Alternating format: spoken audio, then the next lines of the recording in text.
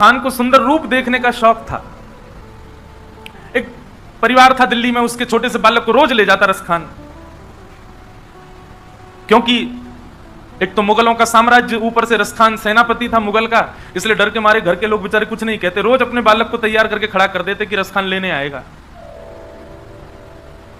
रस खान तो बालक को लेकर चला जाता, माता पिता रोते ही रहते कि हमारा बालक सुरक्षित वापस आ जाए। और शाम को आते आते रस खान वापस करता कुछ नहीं, बस वो बालक को ले जाके एकांत में उसको बैठा के देखता रहता था, कितना सुंदर खुदा ने तुमको बनाया, केवल रूप देखता था। तो एक वृंदावन से आचार्य गए और आचार्य ने रस खान को कहा कि इस बालक पर तुम इतने कुर्बान हुए जा रहे हो, इतने फिदा हुए जा रहे हो, इससे सुंदर बालक दिखा दूं तो? रस खान बोला, मैं आधी मूंछ रखूंगा, इससे सुंदर बालक नहीं हो सकता। तभी उन रसिक के पास ठाकुर जी का, लड्डू गोपाल जी का एक सुंदर चित्र था, किसी चित्रकार ने बहुत सुंदर बनाया था। तो फोटोज तो खिंचते नहीं थे, चित्रकारी होती थी, और वो चित्र निकाल करके जैसे ही रस खान को दिखाया, रस खान ने तुरंत चित्र पकड़ लिया। बोले, कौन है ये? बोले, मैंने कहा था ना, तुम जिस रूप पर मोहित होते हो उसका अति सुंदर रूप है ये। रस खान तो देखने लगा, आहा, नेत्रों की आकृति तो देखो कितनी सुंदर, अरे केश ऐसे ही हैं क्या वास्तव में इस बालक के, इतने घुंघराले, इतने रेशमी, अरे इसके हाथ भुजाएं तो देखो, इसके चरण कमल तो देखो, इसका वक्ष तो देखो, इसकी ग्रीवा तो देखो, अरे बहुत सुंदर है ये बालक, तो मेरी तो दृष्टि ही नहीं हट रही है। जो रसिकाचार्य थे उन्होंने चित्र वापस ले लिया, पर रस खान तो व्याकुल हो गया। एक चित्र देख करके उसकी छवि चित्त में बस जाती है, परंतु रस खान तो इतने व्याकुल हो गए, पीछे पड़ गए, चरणों में गिर गए, मुझे वो चित्र दे दो। चित्र दे दिया, हृदय से लगा करके बैठ गए, ये तो बहुत सुंदर है, ये बालक कहां मिलेगा? रसिकाचार्य बोले, ये बालक वृंदावन में रहता है, इसके पिताजी नंद बाबा हैं, मैया यशोदा जी हैं, और ये वृंदावन में रहता है। रस खान बोले, वृंदावन तो यहीं पास ही है? बोले, हाँ वहीं रहता है। अच्छा, वहां कहां मिलेगा ये बालक? बोले, बालक बड़ा चंचल है, एक जगह टिकता नहीं है, इधर उधर घूमता रहता है, इसको ढूंढने के लिए बड़े प्रयास करने पड़ेंगे। रस खान बोले, जो कहोगे सो करूंगा, पर यह बालक मिलना चाहिए। रसिकाचार्य जी ने बताया, बोले, नित्य यमुना स्नान करना पड़ेगा, संत जनों को प्रणाम करना पड़ेगा। क्यों? क्योंकि संत जनों को ही उसका पता होता है, वो संत जन प्रसन्न होकर के किसी दिन आज्ञा कर देंगे, वहां चले जाओ तो वहीं मिलेगा वो, इसलिए नित्य संतों को प्रणाम करना पड़ेगा। और बालक बड़ा चतुर है। बोले, क्यों? ऐसे ही किसी का स्पर्श नहीं करता है। रस खान बोले, कब करता है स्पर्श? बोले, पहले देखता है कि गले में कंठी माला होगी, सिर पर उर्दपुंड होगा, मुख में गुरुमंत्र होगा, चित्त में उसका स्वरूप विद्यमान होगा, तभी स्पर्श करता है। रस खान बोले, मैं सब कर लूंगा, तिलक लगा लूंगा, गले में कंठी माला पहन लूंगा, सब कुछ करूंगा, पर मुझे इस बालक से मिला हो। रसिकाचार्यों ने नियम बता दिया, और रस खान वृंदावन में कोई भक्ति करने नहीं आए थे। रस खान वो वृंदावन में तो उस बालक से मिलने आए थे। बस बालक किस कारण से मिलेगा, किस उपाय से मिलेगा, वो सारे उपाय मैं करूंगा। और उन्हीं उपायों में भक्ति करते करते करते करते करते करते भक्त राज बन गए श्री रस खान।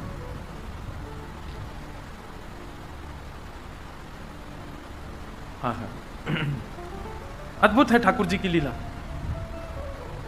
सुनो दिल जानी मेरे दिल की कहानी, सुनो दिल जानी मेरे दिल की कहानी, तेरे हाथ हूँ बिकानी, तेरे हाथ हूँ बिकानी, बदनाम भी सहूंगी, सुनो दिल जानी मेरे दिल की कहानी, सुनो दिल जानी मेरे दिल की कहानी। अकबर की एक पत्नी हुई ताज बेगम। वो ताज बेगम ने जब पहली बार ठाकुर जी को देखा, ठाकुर जी को देख करके वापस चली गई, लेकिन उसको ज्वर चढ़ गया। अब तो 24 घंटा ठाकुर जी की याद में रोती रहती है। तब अकबर से आज्ञा लेकर, बड़ी लंबी बड़ी कथा है, उतनी बड़ी तो नहीं, पर अकबर से आज्ञा लेकर के ताज बेगम वृंदावन आ गई हमेशा के लिए। और वृंदावन में आकर के ठाकुर जी के बस दर्शन की लालसा में घूमती रहती। कोई उसको मंदिर में नहीं घुसने देता। क्यों? वो मुसलमान है, इसको कैसे जाने देंगे भीतर? पता नहीं किस भाव से आई है, किस कामना से आई है। दर दर भटकती और यही पद गाती थी। ये ताज बेगम का ही पद है। नंद के कुमार कुर्बान तेरी सूरत पे, वृंदावन छोड़ अब कहीं भी न जाऊंगी, सुनो दिल जानी मेरे दिल की कहानी, तेरे हाथों बिकानी बद नाम भी सहूंगी, सुनो दिल जानी। ताज बेगम के चरित्र में ऐसा वर्णन आता है कि ताज बेगम को मंदिर नहीं जाने देते थे, तो मंदिर से दर्शन करके आने वाले लोगों से ताज बेगम पूछती थी आज कैसा श्रृंगार किया है, कैसा रूप बनाया ठाकुर जी ने, कैसे वस्त्र पहने, कैसे पोशाक पहने। एक बात सुनो, मैं बहुत सत्य घटना बताऊं, मंदिर में जाने से पहले 4-5 बातें सोच के जाया करो। आज ठाकुर जी की पोशाक ऐसे रंग की होनी चाहिए, आज ठाकुर जी की गले की माला ऐसी होनी चाहिए, आज ठाकुर जी के मत्स्याकृत मयूराकृत या फिर मकराकृत कुंडल होने चाहिए। मत्स्याकृत मतलब हो गए मछली के आकार के, मयूराकृत हो गए मयूर के आकार के, और मकराकृत हो गए मगरमच्छ के आकार के, और कुछ नहीं तो केवल मोतियों के कुंडल होंगे। मन में पहले से सोच लो, अपने चित्त में एक छवि ठाकुर जी की बना करके फिर मंदिर में जाओ, और फिर भीतर जाकर के मैचिंग करना कि मैंने जो जो सोचा उसमें से कुछ मैच हुआ कि नहीं। और जैसे ही आपको मैचिंग दिखेगी ना, 2 लोग संग लेके जाना, क्योंकि अनकॉन्शियस हो जाओगे, फिर बेहोशी आ जाएगी आपको, एक भी चीज यदि मिल गई तो।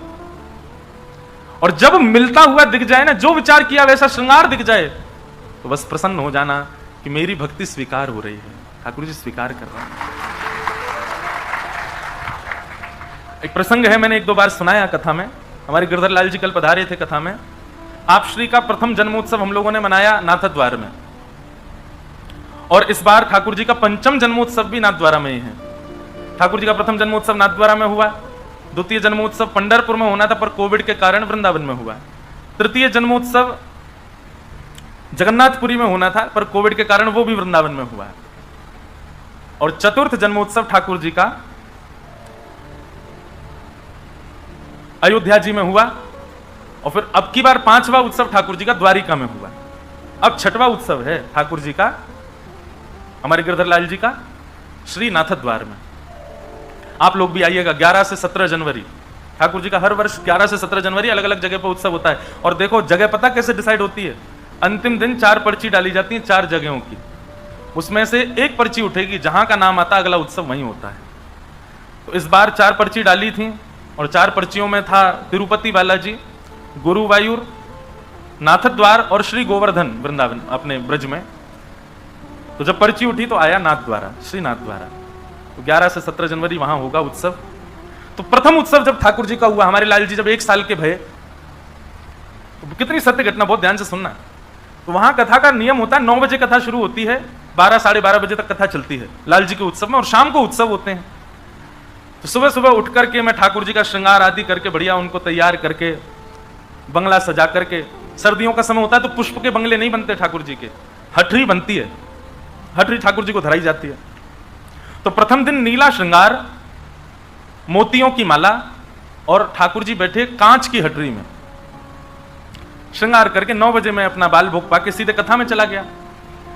नाथद्वार में राजभोग ठाकुर जी का जो होता है वो 11:30-12 बजे होता है, और उसी समय विशेष श्रृंगार होता है श्रीनाथ जी का। तो एक बालक को मैंने सेवा दे रखी थी, मैं तो कथा में रहूंगा, तुम रोज श्रृंगार का दर्शन करके आना और मुझे बताना कि ठाकुर जी कैसा श्रृंगार कर रहे हैं। तो प्रथम दिन नीली पोशाक, मोतियों की माला और कांच की हटरी में श्री गिरधर लाल जी विराजे। कथा हुई, कथा के उपरांत में जैसे मंच से उतरने लगा तो वो बालक, उनका मैंने हाथ पकड़ा, मैंने कि तुम दर्शन करके आए? बोले हाँ, मंदिर का प्रसाद दिया। मैंने कहा कैसा श्रृंगार है आज श्रीनाथ जी का? बोले महाराज जी नीली पोशाक है, मोतियों की माला है, कांच की हटरी में श्रीनाथ जी विराज रहे हैं। अरे मैंने कि तुम गिरधर लाल जी का मत बताओ, ये बताओ श्रीनाथ जी का। बोले मैं श्रीनाथ जी का बता रहा हूं। मैंने कहा सच बताओ श्रीनाथ जी का श्रृंगार? बोले हाँ। तो प्रथम दिन इतना आनंद हुआ, लेकिन वहां नियम है कि राजभोग के बाद फिर हटरी आदि जो है वो बढ़ा देते हैं, तो शाम के दर्शन में दर्शन नहीं होता। मैं शाम को जाता था तब ठाकुर जी सहज भाव से मिलते थे। मैंने कहा लाल जी बड़ी कृपा करी, आज तो आपने हमारी सेवा स्वीकार कर ली है। दूसरे दिन मैंने ठाकुर जी का, श्री गिरधर लाल जी का श्रृंगार भयो, और हमने घटा का श्रृंगार किया। घटा का श्रृंगार कैसा होता है? पिछवाई भी उसी रंग की, पाग भी उसी रंग की, पोशाक भी उसी रंग की, मुजरी भी उसी रंग की, मसनद भी उसी रंग की, चौकी का जो नीचे की ठाकुर जी की गद्दी होती है वो भी उसी रंग की, नीचे खंड सब एक ही रंग होगा ऊपर से नीचे तक, केवल ये सांवला सांवला दिखेगा, बाकी कुछ नहीं दिखेगा। उसको घटा का श्रृंगार कहते हैं। तो हमने बैगनी घटा का श्रृंगार किया श्री गिरधर लाल जी का, पूरी सब घटा बैगनी बैगनी बैग, सब जगह बैगनी। बोले तो थोड़ा पर्पल टाइप का घटा थी। श्रृंगार करके मैं चला गया कथा करने। कथा करके मुझे लगा एक दिन मैच हो गया। दूसरे दिन जब उतर करके गए तो हमने उससे पूछा, मैंने हाँ भाई आज श्री ठाकुर जी का श्रृंगार कैसा? अच्छा, वो गिरधर लाल जी का दर्शन बाद में करता था, मैं लाल जी श्रीनाथ जी का दर्शन बाद में करता था। उसको भी नहीं पता होता था किसी गिरधर लाल जी का श्रृंगार कैसा। मैंने पूछा, मैंने कहा आज कैसा श्रृंगार श्रीनाथ जी का? बोले महाराज जी आज तो बैगनी घटा है पूरी। और उसने जब बैगनी घटा बोली, आप विश्वास नहीं मानेंगे, मेरे हाथ पांव कांपने लगे। मैंने कहा सच में बैगनी घटा है? बोले हाँ। अब तो नेत्रों में सजलता होने लगी, मानो ऐसा लगने लगा कि अब कोई बात ना करे मुझसे, मैं एकांत में थोड़ी देर रहूं। वो एक अलग प्रकार का आनंद है, नेत्रों से आंसू भी निकल रहे हैं, कुछ बोलने की इच्छा भी हो रही है, पर मौन रहने का मन भी हो रहा है, और एक अजीब सी घबराहट हो रही है, लेकिन प्रसन्नता भी। वो वर्णन नहीं कर सकता मैं उस स्थिति का। तीसरा दिन, अब मुझे लग रहा था कि ये तो रोज मिलता है कुछ ना कुछ, पर आज मैं ऐसा श्रृंगार करूंगा कि कुछ मिलेगा ही नहीं। तो हमने ठाकुर जी को मल्टी कलर ड्रेस पहनाई, बहुत सारे कलर मिक्स उसमें, तो उसमें लाल पीले हरे गुलाबी बैगनी सबकी ठाकुर जी को बढ़िया बाघा धराया, उसी का श्रृंगार किया, पीछे की घटा भी ऐसी बना दी, सारा श्रृंगार कर दिया। श्रृंगार करने के बाद श्रृंगार पूर्ण हो गया, तब मैंने कहा कुछ और बढ़ा दूं कि आज देखूं कि मैच होगा कि नहीं। तो हमने असमय में, मतलब कोई नियम नहीं था, श्री गिरधर लाल जी को सेहरा पहना दिया, दुल्हा बना दिए श्री लाल जी अपने। कथा करने गया, अब कथा में मन मेरा कम लगे कब पूरी हो, मैं उससे पूछूं आज कैसा श्रृंगार। तीसरे दिन मैं भागवत जी से उतरा, प्रणाम करके सीधे भागा उसको, मैंने सुन इधर आ, सही बता आज ठाकुर जी का श्रृंगार कैसा? उसने कहा आज ठाकुर जी ने, श्रीनाथ जी ने लाल पोशाक पहनी है। तो लाल पोशाक सुनते ही मैंने कहा अब मैचिंग नहीं हो रही। बोले महाराज जी लाल पोशाक पहनी है और ठाकुर जी ने स्वर्ण के आभूषण पहने हैं। मैंने कहा आज तो मिला ही नहीं श्रृंगार। ठाकुर जी ने कानों में मयूराकृत कुंडल पहने हैं और आज ठाकुर जी ने लाल पाग और उस पर सेहरा पहना है। अब जैसे ही उसने कहीं सेहरा पहना है, मैं कम से कम 10 मिनट तो बिना संगीत के नाचा। अब वो क्या हो गया? मैंने कि बस अब जो हुआ मैं जानूं या वो जाने, मोहन से दिल क्यों लगाया है, ये मैं जानूं या वो जाने। तब से मेरा ये नियम है, मैं कहीं भी जाता हूं ना थोड़ा कुछ तो सोच के जाता हूं पहले से।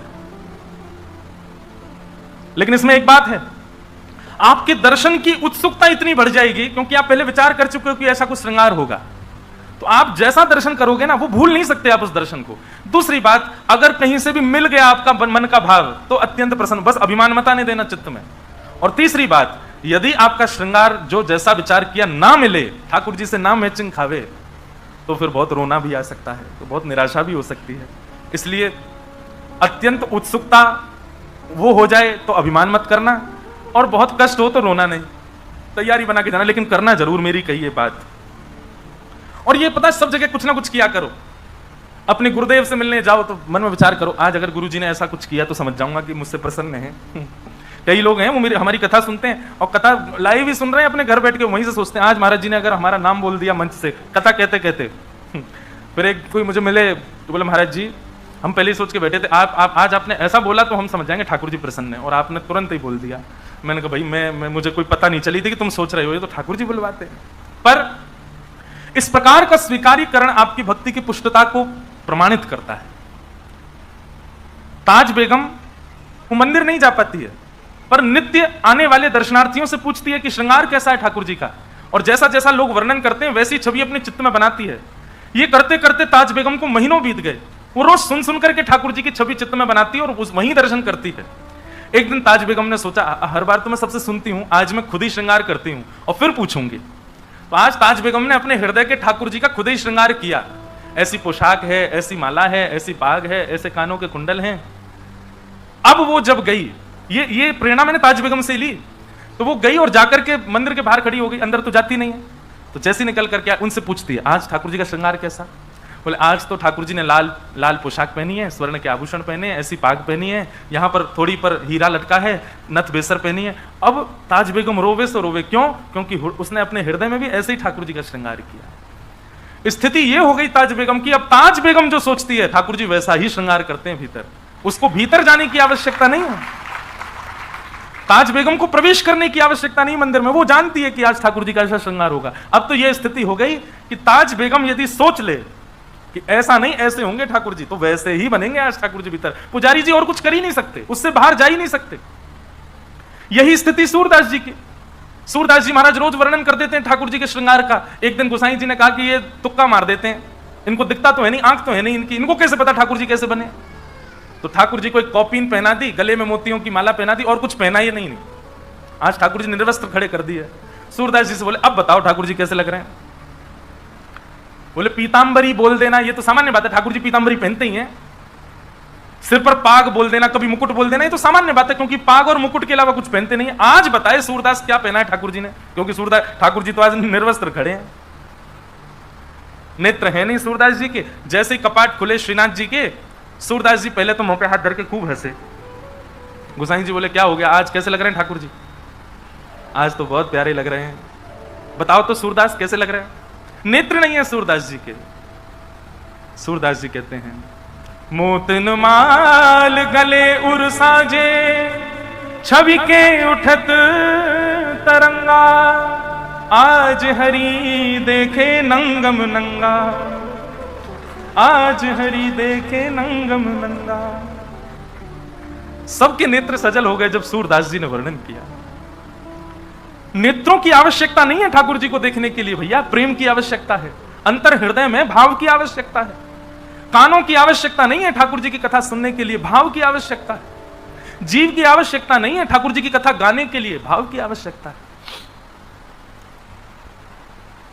ताज बेगम कहती है सुनो दिल जानी मेरे दिल की कहानी, तेरे हाथ हूँ बिकानी, तेरे हाथ हूँ बिकानी, बदनाम भी सहूंगी, सुनो दिल जानी।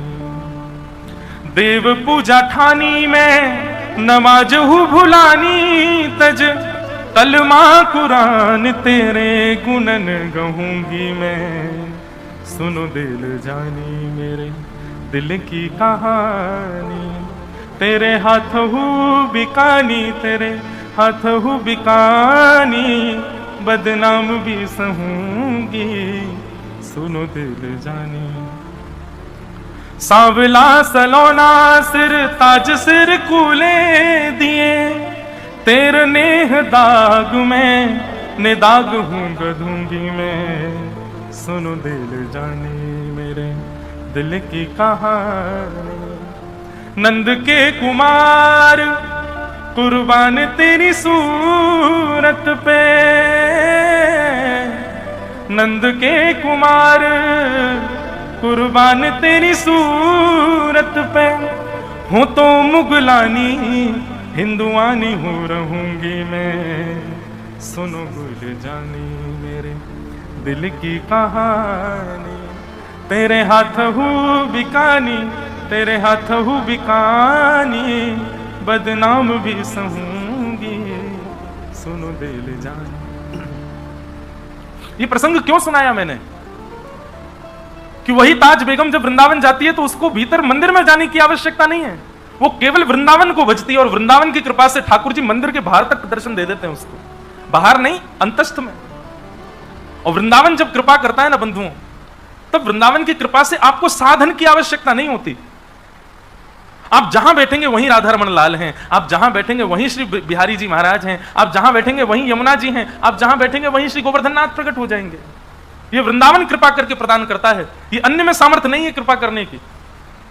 भाई आपको किसी की कोई वस्तु चाहिए तो जिस पर वो वस्तु है उसी से तो मांगोगे। वृंदावन की श्री यमुना जी हैं, वृंदावन की श्री गोवर्धन नाथ हैं, श्री राधा रमन राधा वल्लभ राधा बांके बिहारी ये वृंदावन के ठाकुर हैं। वृंदावन को भजोगे तो वृंदावन इनको प्रदान करेगा, फिर चाहे आप जहां रहो वृंदावन कृपा अनुग्रह करके ये प्रदान करता है। मैं तो निवेदन करता हूं कि श्री जी को भजो, ठाकुर जी को भजो, जिसको भजना भजो, परंतु एक बार मेरे कहे से वृंदावन को भजना प्रारंभ कर दो।